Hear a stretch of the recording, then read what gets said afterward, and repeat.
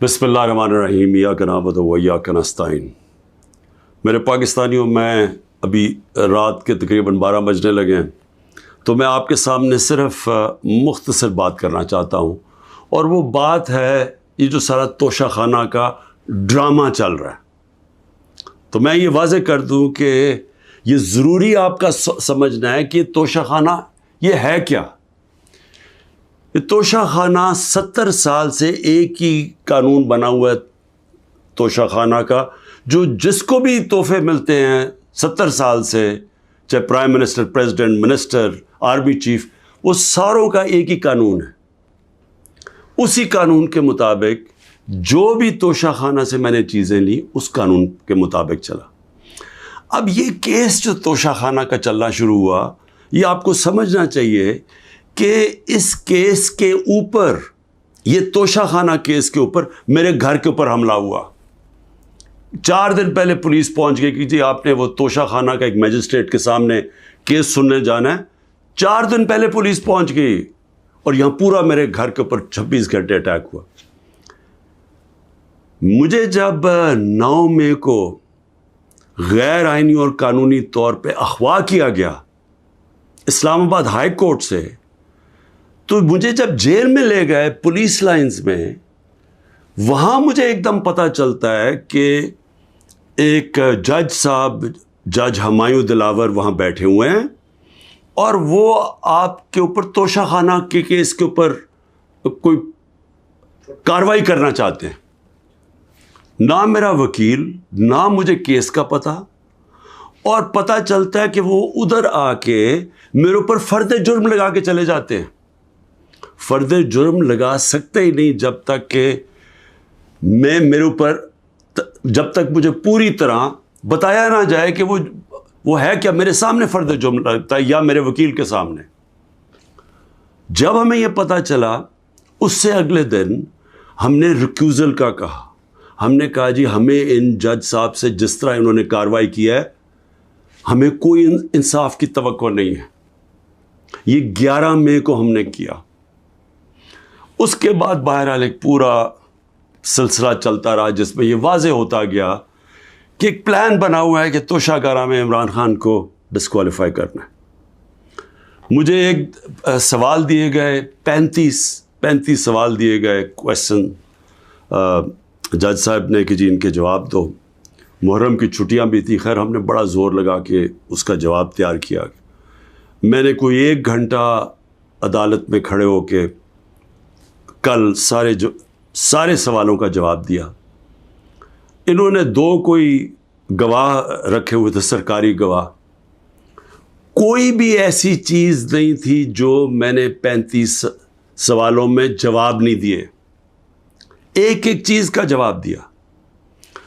और एक जगह जो ये बात किधर फंस रही थी जी, कि आपने जी यहाँ तोशा खाना नहीं लिखा, यानी हमने सारे पैसे सब डिक्लेयर्ड थे।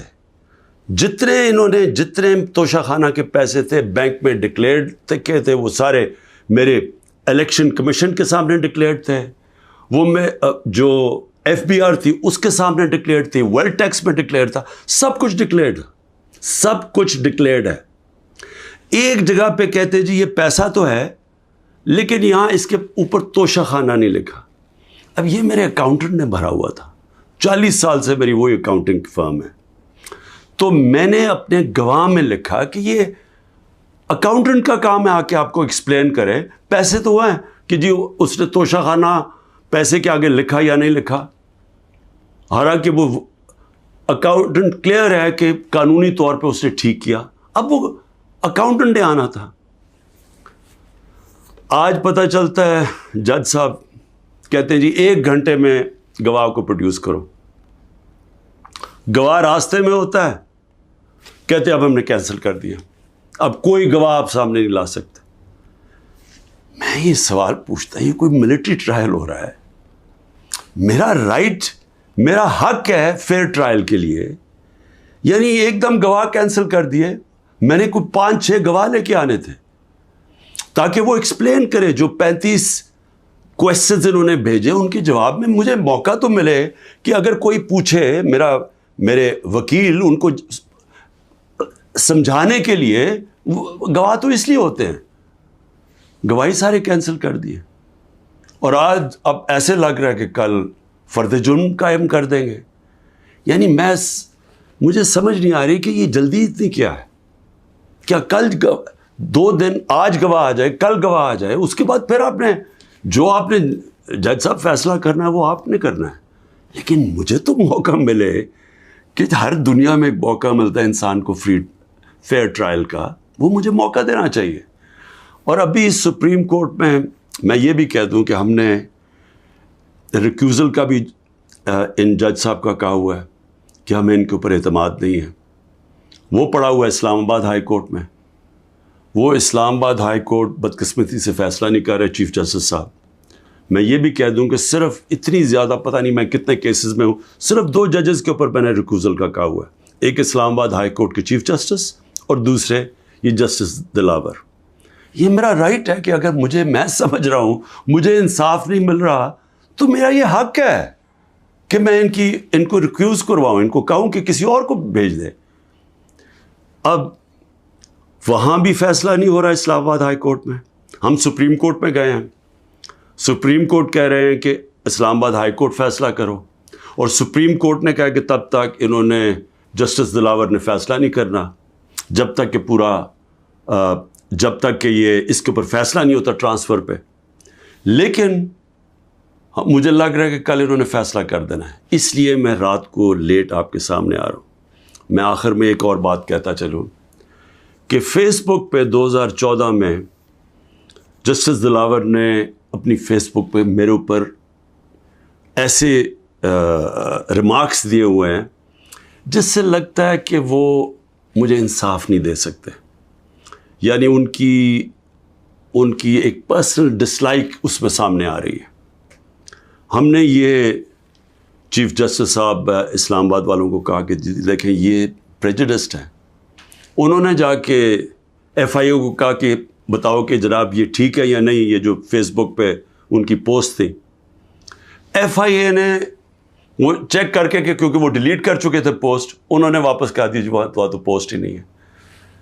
دیکھیں بڑا آسان کام ہے. اگر آپ اس ملک پہ انصاف چاہتے ہیں، میں چیف جسٹس صاحب اسلام آباد آپ کو بھی کہتا ہوں اور ایف آئی اے آپ کو بھی کہتا ہوں، ایک فیس بک کو ایک صرف لیٹر جانا چاہیے آپ سے، ایک ای میل کریں کہ یہ کیس ہو رہا ہے. 90 دن تک ان کے پاس ریکارڈ ہوتا ہے. اگر آپ ڈیلیٹ بھی کر دیں کوئی پوسٹ تو 90 دن تک فیس بک کے پاس اس کا ریکارڈ ہے. صرف ایک ای میل کی ضرورت ہے. پتہ چلوا لیں کہ کیا انہوں نے واقعی انہوں نے پوسٹ کی تھی یا انہوں نے نہیں کی تھی.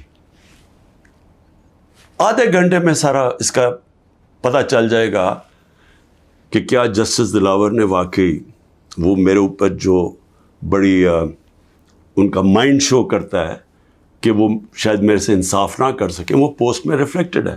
پتہ چل جائے گا کہ ہے یا نہیں ہے. تو ہم صرف میں یہاں بیٹھا ہوا ہوں، 200 کیسز ہونے لگے ہیں، ایک فیس کرنے کے لیے تیار ہوں، فیس کر رہا ہوں. پچھلے 2 مہینے میں 350 عدالت میں کیسز کے اندر میری پیشی ہو چکی ہے. 350، یہ بھی ریکارڈ ہے. میں آگے بھی تیار بیٹھا ہوں، لیکن صرف یہ چاہتا ہوں کہ انصاف ملے. اور انصاف ملنا کوئی مشکل کام نہیں ہے. اگر صرف مجھے یہ موقع دیا جائے کہ اگر میں یہ سمجھتا ہوں کہ کوئی جج میرے سے انصاف نہیں کر رہا تو یہ میرا حق ہے کہنا کہ جی ٹرانسفر کر دیں کیس کسی اور جج کو. تو میں ابھی بھی امید رکھتا ہوں کہ کل فیصلہ کرنے سے پہلے اسلام آباد ہائی کورٹ اور سپریم کورٹ میری بات سنیں گے تاکہ مجھے فیئر ٹرائل مل سکے. شکریہ.